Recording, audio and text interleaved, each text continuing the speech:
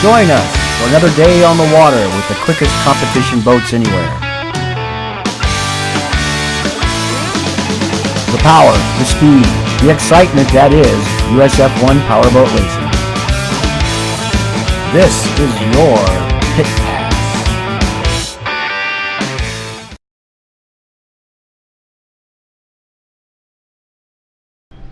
The 2013 campaign was definitely a tale of two seasons, and this man, Terry Rinker, started off so great. I'll tell you what, winning 2 in a row, and then you had to really kind of pull the reins back in the rest of the season to capture your 6th championship.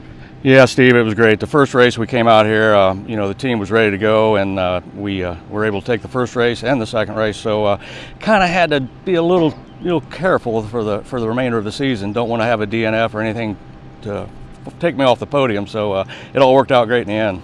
Let's talk a little bit about Laporte now. This weekend, of course, for you, it's almost like coming home. You lived in Florida for so many years, but yet you're a native of Syracuse, Indiana. Yeah, came from Syracuse, Indiana, lived there until I was 18, 19 years old, and migrated to Florida, and I kind of like it down there. It's nice to come back, though. I got a lot of friends from back home that come over to watch the race. All my family comes over, so it's almost like a home race for me. Yeah, and with that home race, is there any added pressure because of that? Yeah, a little bit. It's nice to have a couple of my family members, Jack Angel and Mark Sumter, both brother-in-laws that come over. We're here last year, so we brought them back over so we can do the repeat with them. Terry Rinker dominated the first half of the season. Let's go over around the other side of the paddock to see the other person who dominated the second half of the year. But the team that dominated more than anybody else in the second half of the season was the NGK Racing team. And for Tim Siebold, he won the last 3 races on a trot. And this year, he's more determined than ever to take that championship back in 2014. Coming up next in the inside lane, by the way, a great family story about how one brother sacrificed his chances of victory to help another brother.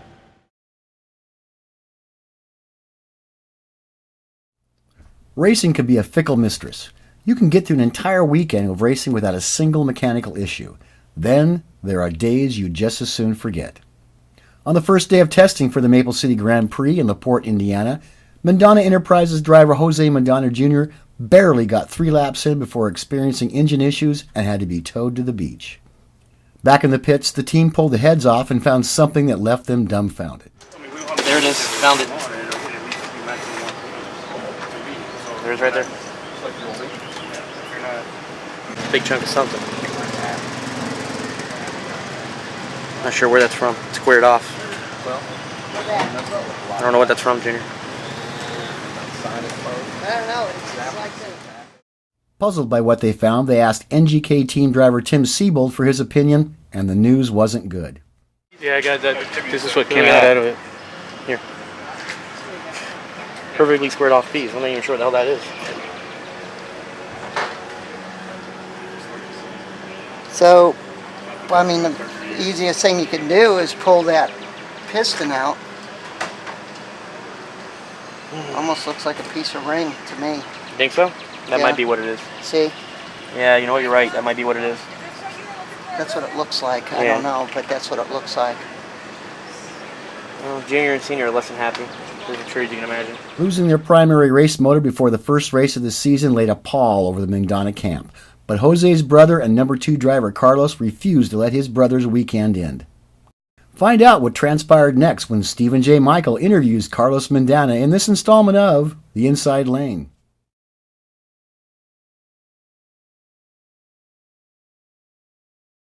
Maybe the feel-good story of this season is this man right here, Carlos Mandana, on the podium a year ago, finishing 3rd, and this weekend he has sacrificed his number 1 engine for his brother Jose, who is still looking for his first podium. First of all, that was a big decision you made yesterday. Yeah, I'll be honest. This has always been a bigger dream, longer for my brother than it has been for me.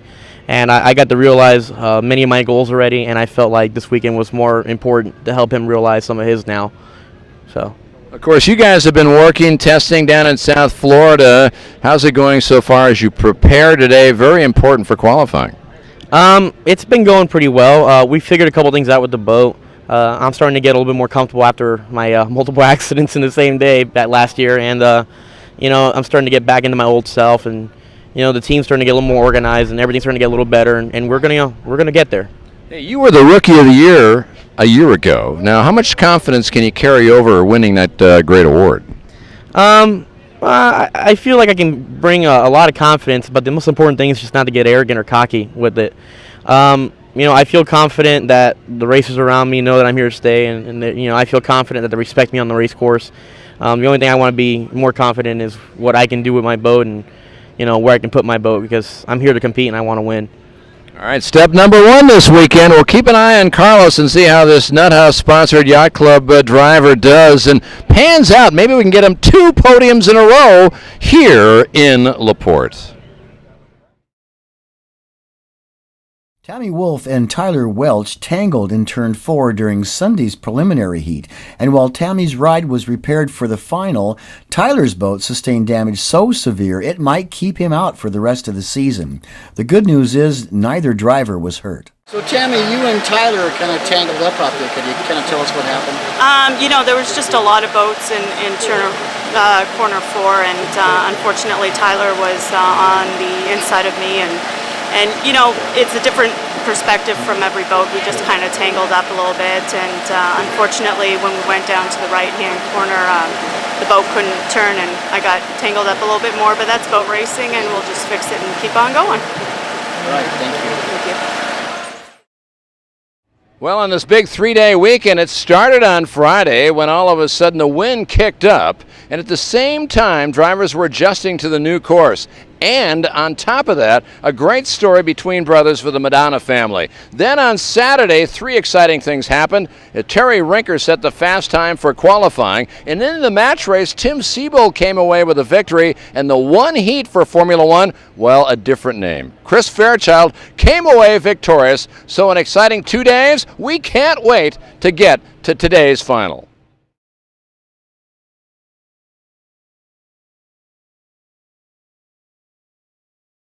I can't wait!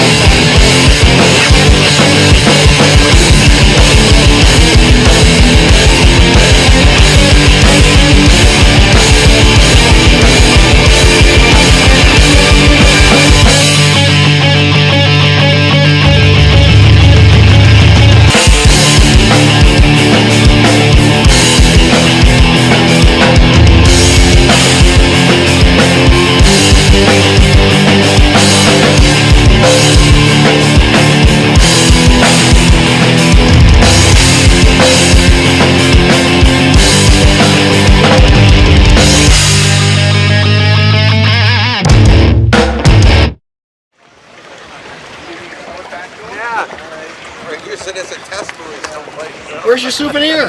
In the back of the truck. Not everybody gets a buoy. That's right. Special. Heck of a way to start out your rookie season. I love it. Yes, it is. What am I going to do? You're taking home a prize. I have a trophy. I went out under my own power, came in under my own power. That's the key. That is the key. Start and finish each heat. That's my only goal this year as a rookie. Thank you.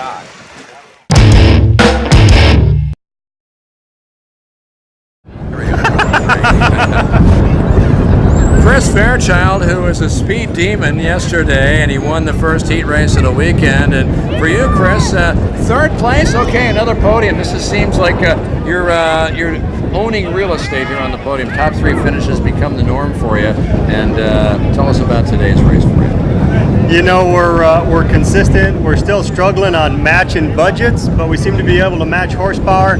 I think that altercation in the 3rd heat hurt the motor a little bit more than we can imagine. We haven't been able to look at it because they're still teching it. It kind of laid down on us. We had some for him and then we didn't. We're okay with it. We'll take it. Boat's not tore up too bad. We'll go home and put it back together, and the motor seems good, so we're getting closer.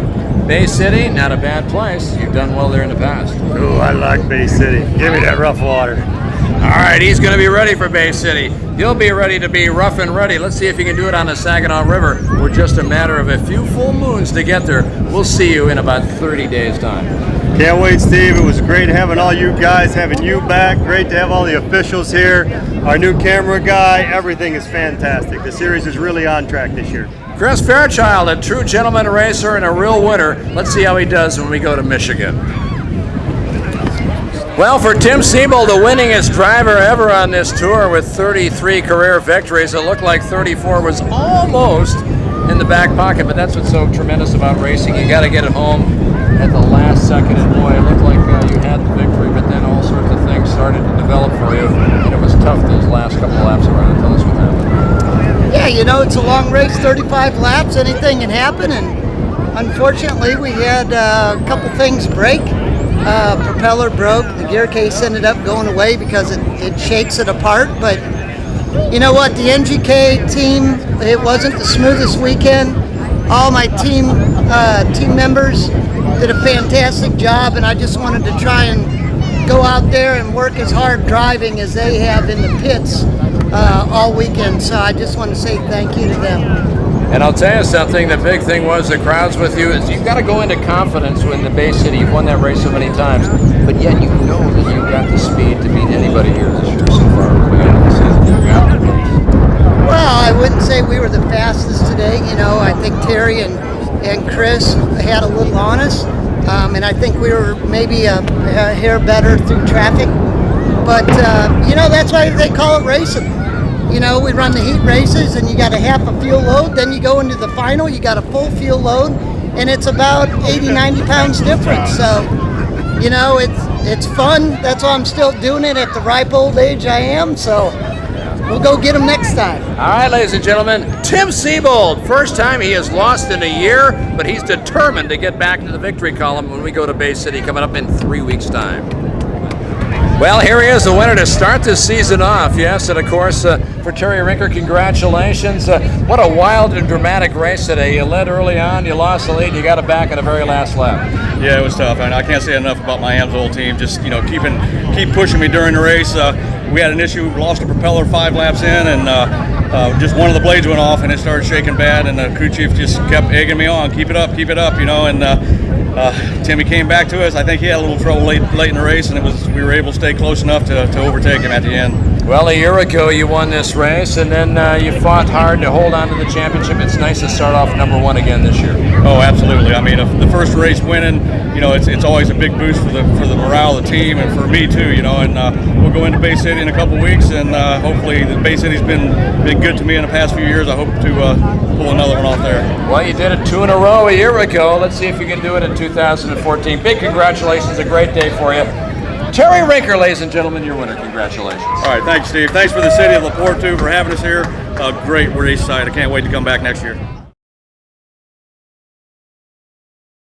Up next on the 2014 calendar, we are heading to the longest running race on the calendar. That is in Bay City, Michigan, on the Saginaw River. Great tradition, great racing action. It should be a lot of fun. Thanks for stopping by. We'll see you again on Pit Pass.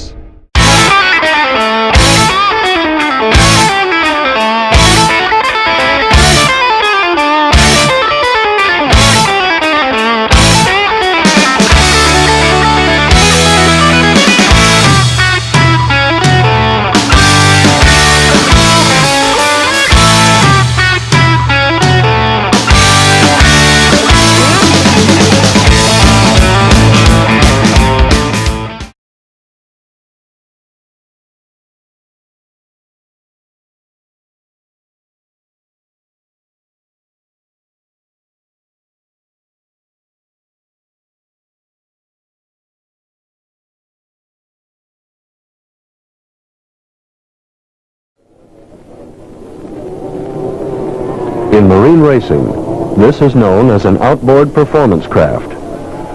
18 feet long and powered by a high-performance outboard that puts out more than 250 horsepower. It weighs less than 600 pounds. While underway at speed, if it strikes a small solid object in the water, the hull will be severely damaged. If it strikes a larger solid object, it'll will disintegrate. It is designed and powered to be driven in excess of 120 miles per hour. Every year, in races all over the world, men climb into the cockpits of such boats and do just that. Why?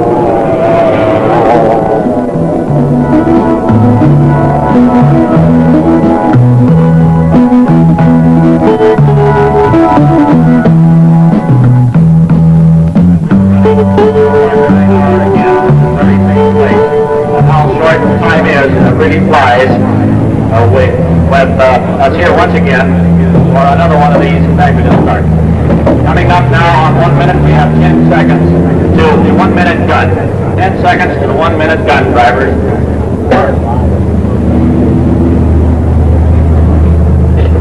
Fire. And we have 1 minute coming down now on the final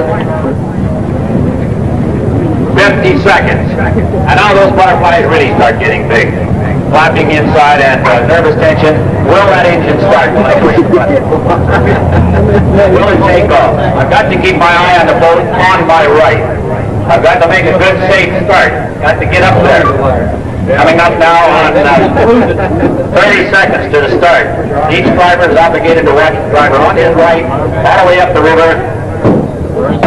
Coming up now on 20 seconds.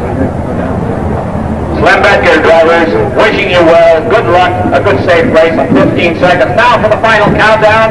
Here we come up for 10 seconds. 9, 8, 7, 6, 5, 4, 3, 2, 1.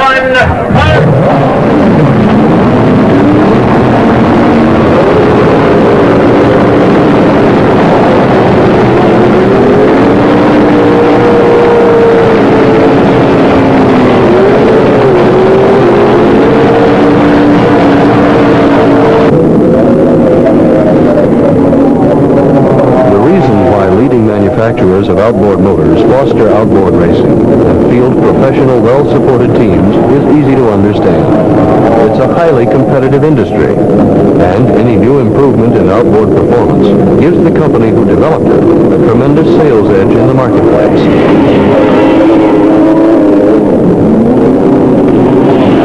So, like their counterparts in the automotive field, the manufacturers are constantly striving to perfect race-proven innovations in outboard propulsion. But what about the drivers? What motivates them? Some of them, like the orange-helmeted Team Mercury drivers, have already become legends in racing circles. Bill Siebold of St. Louis, Missouri.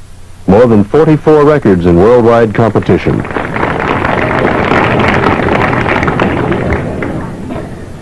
Matthews, Division 1, World Champions. One of the greatest guys around, Billy Siebold.